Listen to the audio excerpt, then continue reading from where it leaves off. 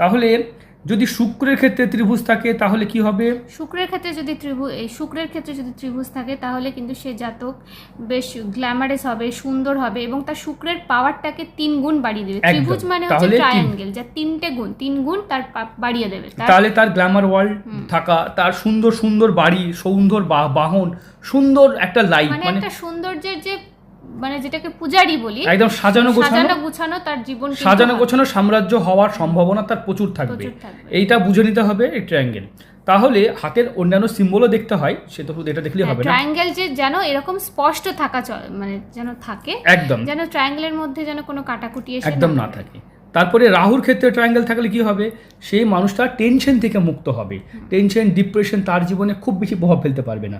তার জীবনে হঠাৎ বিপদের যে আশঙ্কা, সেখান থেকে সে রক্ষা পাবে। আচমকা কোনো সমস্যা তার জীবনে ততটা প্রভাব পাবে না। তাহলে রাহুর ক্ষেত্রে থাকলে কি হবে আমরা অবশ্যই